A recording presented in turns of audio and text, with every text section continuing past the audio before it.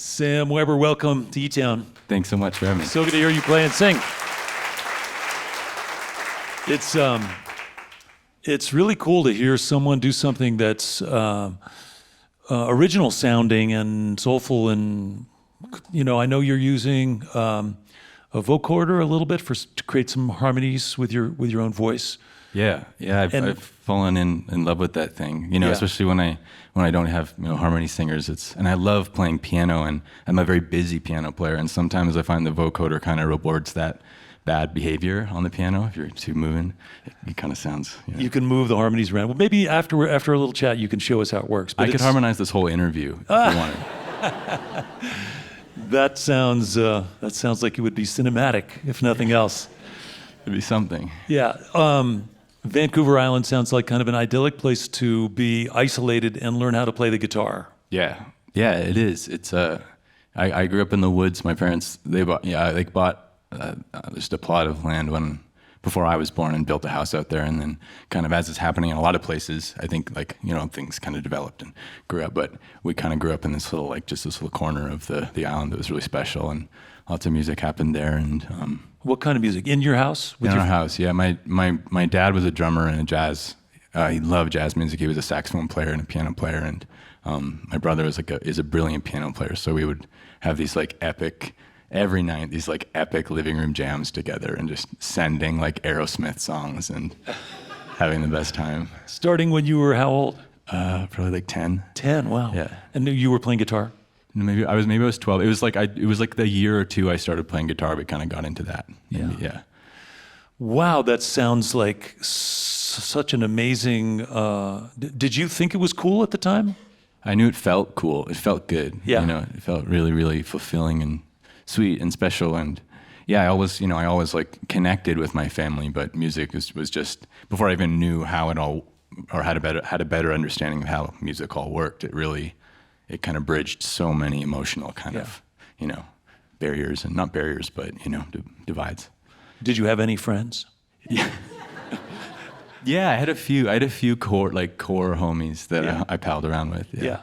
And they thought it was cool that you were making music with your dad every night? Yeah, and some of them would come play too, eventually, cool. It kind of became a thing, and I'd play in other little bands with other folks too. It's funny because it goes either way. I've heard stories or met people for whom they were so into the music and their family was into this, supporting them in their musical journey, that it separated them from the kids who were just playing Nintendo, or the kids who were just doing other things that didn't involve music. Yeah. So it's cool that you were able to use that as a way to be centered and still share that with your peers. Yeah. I think it was another way with the people that. And obviously, I had a normal childhood too, of playing Nintendo and sports and all that too. But it was again another form of connection with my peers ultimately. Yeah. Less of a dividing thing. Luckily. And then when you started touring, you started playing locally. Was that because you were writing songs, or because you were doing covers, or how did you start? I started playing in bands around town, and then touring locally, and then it kind of just the circumference just got wider and wider. Yeah. Canada, and then a little bit of the West Coast U.S. and kind of all of U.S. and Europe, and it just kind of a slow just growing circle. And I'm trying to imagine who you were listening to as you were evolving as a performer. Who were your people that you were kind of aiming towards?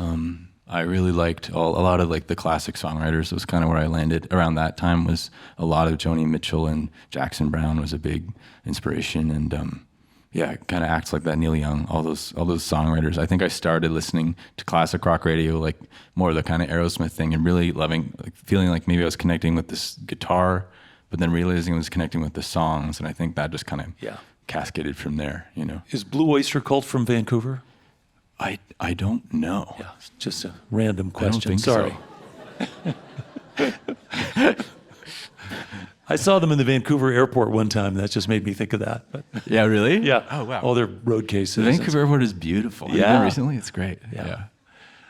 So then moving to LA, again, I asked Leslie the same thing. When you got there, did you find a posse? Did you find people there that were in your same community and same musical zone? It was really fun listening to her answer, because I I had like a similar experience. Like I did land, and kind of make some new community, but I kind of landed 2020, and then pandemic hit, and I feel like a lot of my core homies kind of scattered, like, and kind of went back to wherever they were from, or just kind of spots where they could live a little lower to the ground. And I think I'd kind of been I found some really great folks stuck it out there too, but I really was like searching for that community for a long time. I know the guitar you're playing has a unique sound that I'm sure the audience can tell is not typical.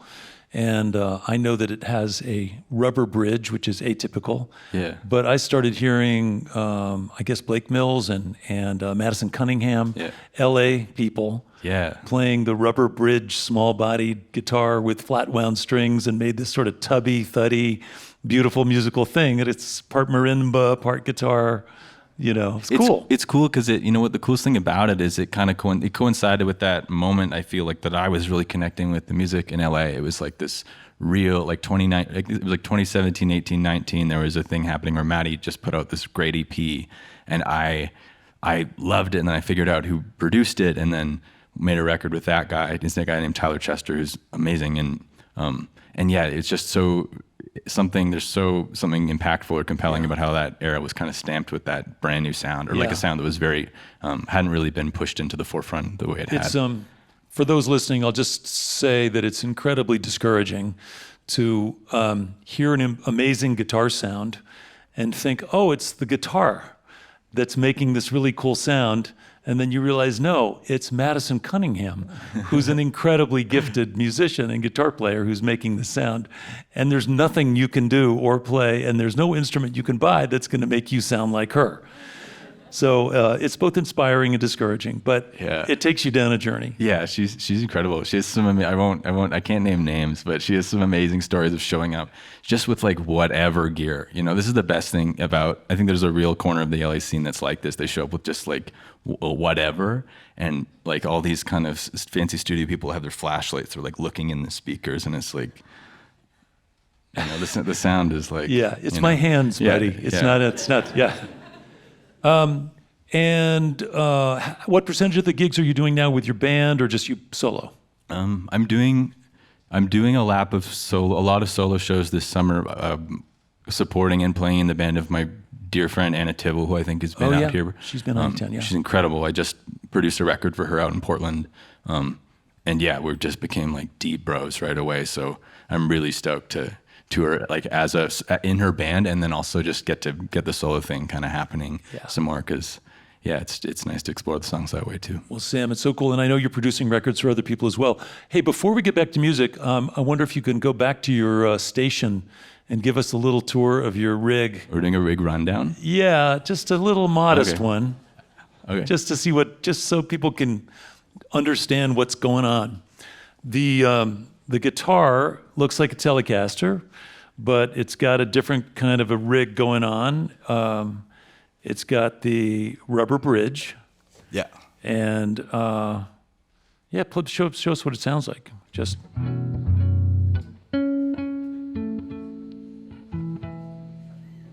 Sort of like a guitar. Yeah.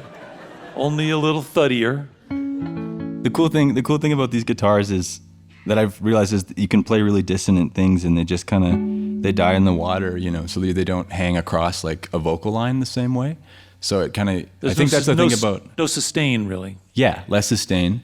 And and Maddie is so, when she plays these kind of guitars, it's so amazing, like, because she's already has such a deep harmonic brain. She kind of just can play all this amazing stuff and then sing these really solid melodies against it. It never found, and it's all like works harmonically, but there's something about this that makes it especially conducive in moments, you know. And then give us the vocoder thing. How does that work? So it's a little keyboard that's wired up to your vocal mic, right? Yeah. Sorry, I'm just laughing because I'm trying to think of what I'm gonna sing or say. Can you sound like Darth Vader? No. What key were in? Welcome to eTown. Welcome to eTown.